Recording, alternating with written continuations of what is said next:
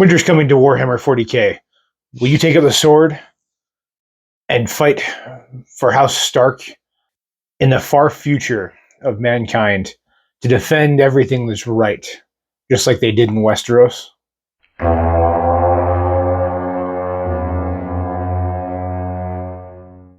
If you enjoyed Game of Thrones as much as I did, it's time we take a look at House Stark and how we can turn them into a Warhammer 40k army. And I'm sure down the road we may look at Game of Thrones again.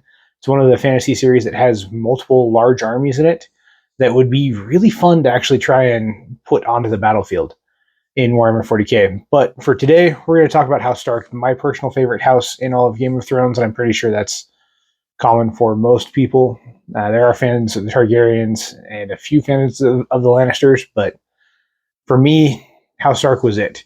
Not only did it call to some of my ancestry, they were the best rooted characters and the ones I could connect to the most, just across the board. So when I decided to do this Fiction to 40k series, this was the second one that I came up with, closely after I came up with the Rohirrim, as well as a couple more that we're going to do here over the next few weeks.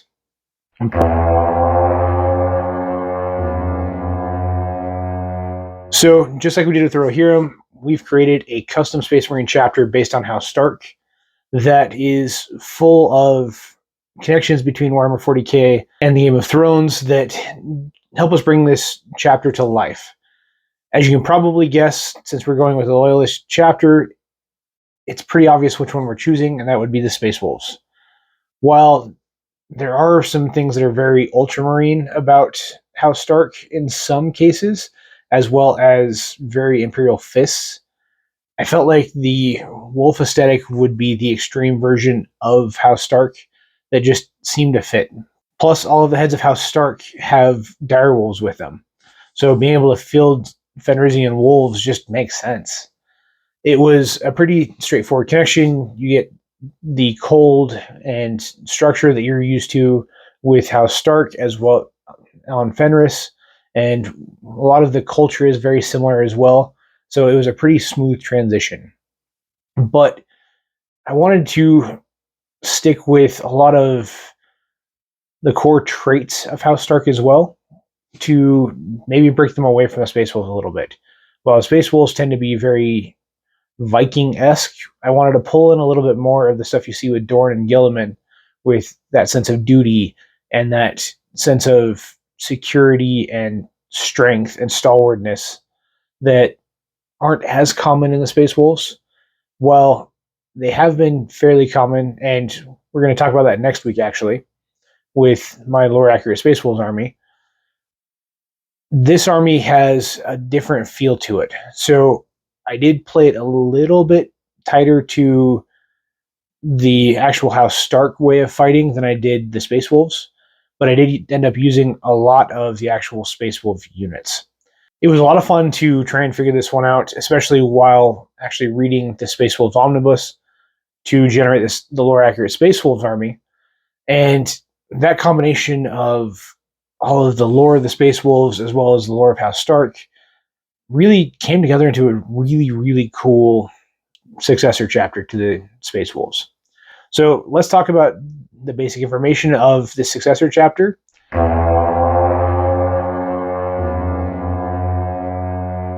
So I gave this chapter the name The North Lords. The North Lords, pretty obvious choice there for House Stark, but they're also known as the North Lords because they're a Space Wolves Successor Chapter that was sent to go hunt down heretics and ended up pursuing them through certain branches of the Webway that dropped them out in Ursa Minor, a dwarf galaxy beyond the reach of the Imperium, and it left them stranded with certain human colonies and not much else. It's a very rough, cold place where most of the stars are pretty weak, and you don't have the light and strength of the primary galaxy besides off in the far distance. So they're left to be a single bastion to try and fight back against everything that drifts their way, including Tyranids. This isolation gives them something that most other Space Marine chapters don't have. because they separated early on in immediately after the heresy, chasing these heretics. It left them isolated, so they never really went through the politics and religious upheaval that the Imperium goes through throughout the 10,000 years. So they're very kind of similar to what Russ had originally created. A lot more gruff, a lot more grim, a lot more focused in a fight. They're not the light-hearted drinking space wolves that you often see. While they can get that way, their main focus is the fight first. And then if there's time, they'll have fun. But they strive to protect and to guide and to fight anything that gets in their way. So their homeworld is called Kochab. It's a world very similar to Fenris. It's a very Arctic world. It's not as much of a death world as Fenris is, but because all of the supplies are limited just across the board in Ursa Minor, it's still a very dangerous place. There's not a lot of life anywhere, and trying to subsist as humans is hard. It's very, very hard out there. And because of that, they're constantly fighting with the few scattered groups of greenskins and Eldar, and the most recent arrivals of the Tyranids, who are trying to just clear out this section of the galaxy to kind of use it as a staging ground. And it's a constant fight for survival. And to make it worse, you have Drakari Raiders as well. They are using the webway to set up almost proving grounds and testing grounds for their slaves to train them before they're taken to Camarada fight. And the North Lords are constantly trying to free people and save people from these camps in order to just supply population to keep them alive and to keep them armed and successful. And this constant fight has led them to be exactly what you kind of expect from House Stark.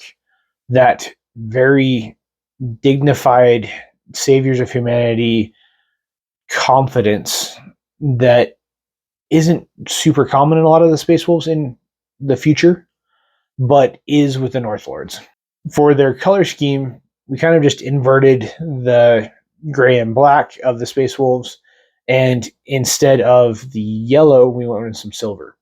So black armor, gray shoulders, and then accented in silver to really bring it out. It does kind of look Raven Guard-y, kind of, not really. But we did want to make sure it still had the Space Wolf feel. So you're going to see a lot of wolf pelts. You're going to see a lot of axes and things like that that are common between both House Stark and the Space Wolves. And where they're the only Space Marine chapter. They have a small unit of Astra Militarum that came with them, as was the way at the time. You have limited ships, and you have a few worlds out there that originally were mining worlds but have been converted to hive worlds, and a couple foundry worlds just to keep them alive and keep them going, because the Mechanicum is still functioning at closer to their peak level out there, where they're very 30K-esque Mechanicum, where they can establish a world, they have an STC, and it's just enough to really crank out exactly what the Space Marines need to fight and what the people need to survive. So now that we've got the basics of the North Lords, let's talk about the army composition that I would use to represent them on the tabletop, and then we'll dive even deeper into them as well.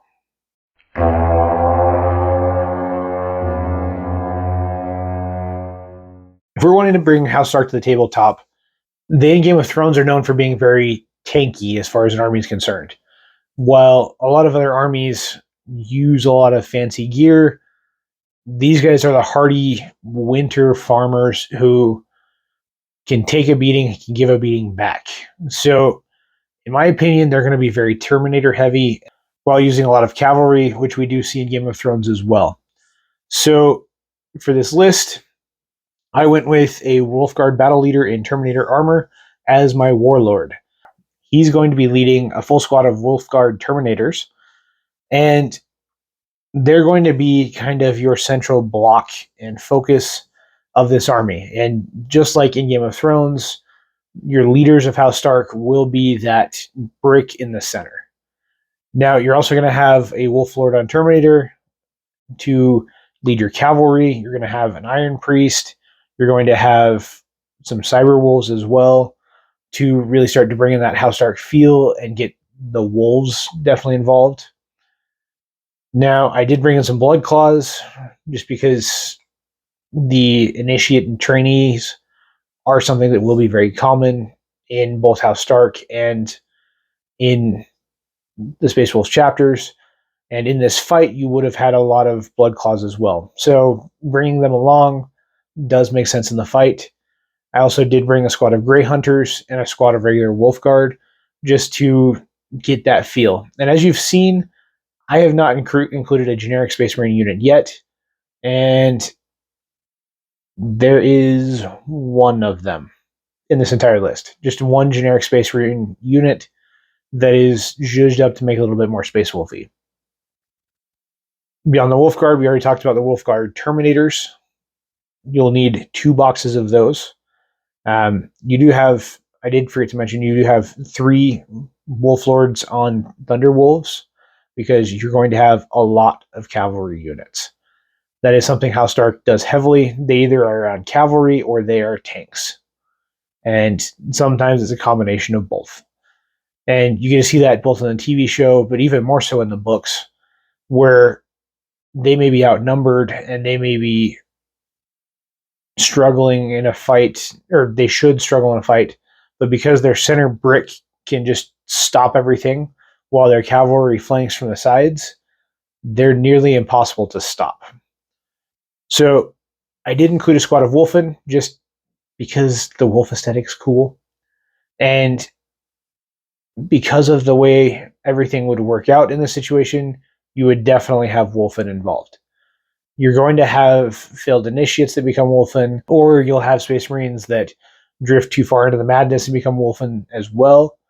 So having Wolfen and fielding them on the battlefield makes sense for the North Lords. It's something they would definitely do. Having those berserkers who can go and break a shield wall or harass and flank and just cause mayhem does make sense for both House Stark and for the Space Wolves. So it makes sense to have the North Lords do it as well. On top of that, you actually do see some use of the Wolfen throughout the Horus Heresy by Russ himself. So it's something that would have existed no matter at what point the North Lords broke away from the Imperium. In my opinion, I would have rather had them break away in like 3100. So just past the Heresy during the mop-up period. But like we just discussed, 3 full units of Thunder Wolf Cavalry. And then I did bring in some Fenris Wolves because you can't have House Stark without Dire Wolves. You just can't. Even though we did have some Cyber Wolf earlier, or we did have a Cyber Wolf earlier, having him paired with the Fenrisian Wolves, it's just going to look so good on the aesthetic, especially if you paint them according to House Stark, where you have the White Wolf, the Black Wolf, and the Grey Wolf, and it will just look and feel proper. And then to end it off, you're going to have a couple Dreadnoughts. You're going to have a Wolfen Dreadnought, and you're going to have a Venerable Dreadnought, which is the one, just generic one. I would like to use a Contemptor here just to keep it more Heresy themed, but unfortunately it's Legends now, so I didn't want to include it in this list. For these lists, I try and avoid anything that's gone to Legends, just so it's a playable and competitive list. But those are the units that I would bring to the table if I were representing the North Lords on the tabletop. Let me know down in the comments below if you guys think I should have changed anything or left something off. And if you've already watched this far, make sure you like and subscribe and ring that little notification bell so that you get notified anytime we've got any more of these videos coming out.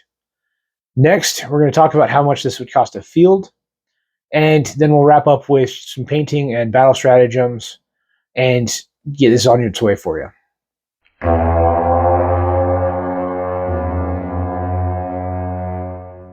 Due to the age of the Space Wolves models and how there is a risk that a lot of these may be replaced in the coming year, maybe 2, these are actually going to be pretty cheap lists to build.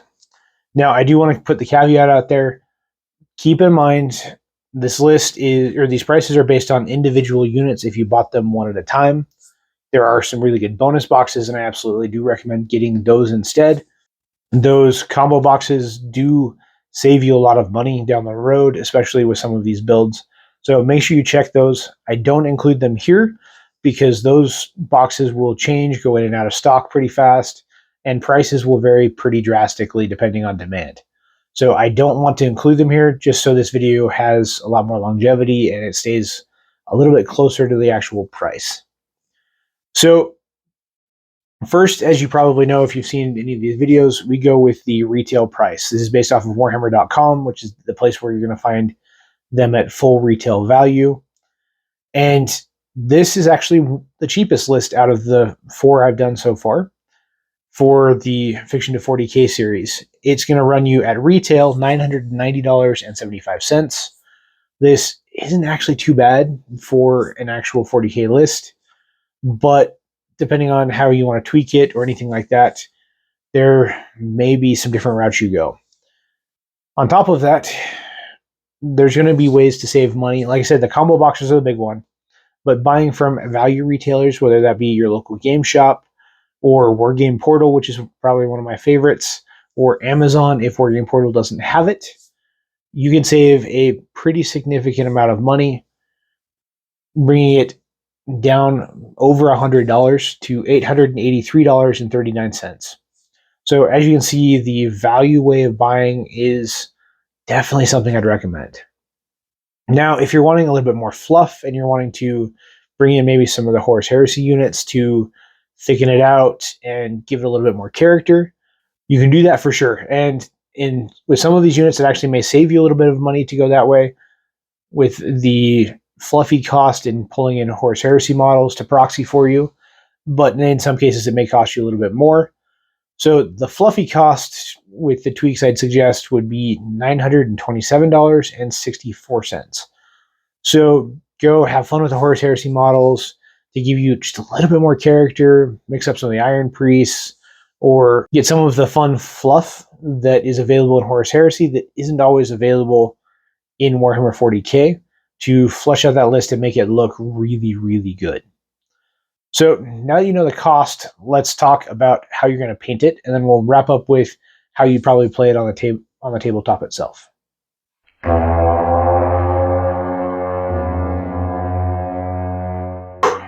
Now that you have your army laid out in a list and purchased, you need to prep it for the battlefield. And in order to do that, you're going to need to paint it. Now, this paint job is actually going to be pretty straightforward. It's not a very complicated one at all. It's just a matte black body with dark gray accents for the shoulders, and I would do the faceplate too, just to give it a little bit more contrast. Go red eyes, because red eyes look good when you're having a dark army. And then I would probably put a silver crest on them if they have a crest on their helmets. And that's going to be your basis for a lot of the Space Marines. I did do gray knee pads as well, just to break it up a little bit, but it's a pretty simple paint job. There's not a lot of zhuzh and art you're going to have to do, which is what you'd expect from both the Space Wolves and from House Stark. They're very utilitarian with how they do things, and almost Spartan. Because in the North and in these fights, you build what works and you don't get fancy with it, because getting fancy may get you killed. And that's what you're going to see with these. Now, keep in mind, you're going to want to do a lot of axes. You're going to have a lot of power swords as well. And you will have some decent shooting on top of that, but you're definitely going to be a little bit more melee focused than you are shooting focused. And by using as many Space Wolves units as possible, you're going to be able to pull that off pretty easily. As far as basing is concerned, the North Lords are in a very bleak and desolate part of our galaxy, technically in a dwarf galaxy just outside us. So I would expect a lot of rock. I would expect a lot of snow and frost, and not a ton of plant life. And that's kind of the focus I would do with basing it. I would mix probably some dark mud, and place as many just scattered rocks around as you can. And maybe on the dreadnoughts, I'd do some tufts of grass, but most of it's going to be just that brown and gray, very bleak. And then I'm going to top it off with the spray frost to really give it its grim, cold complexion, to make sure it's clear that winter is definitely coming.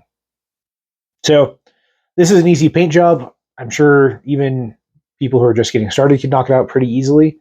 You can look at the thumbnail, or I'll pop a picture up here so that you can get an idea of what it'll look like. The concept art that I have here does not include the basing material, though. Unfortunately, I can't do that on any of the apps I use to just kind of map out my paint jobs. But I think it should be a pretty simple one for sure. Now, let me know down in the comments below if you think I should tweak any of these paint jobs, or any suggestions you'd have for someone who might be trying to build them. I bet we do have some Space Wolf players in the comment section that would be very happy to help out with some of the intricacies of Space Wolves as well. So now let's wrap up with a quick strategy session about how these guys would be played on the tabletop, and then we'll get you on your way so that you can get back to the tabletop and have some fun.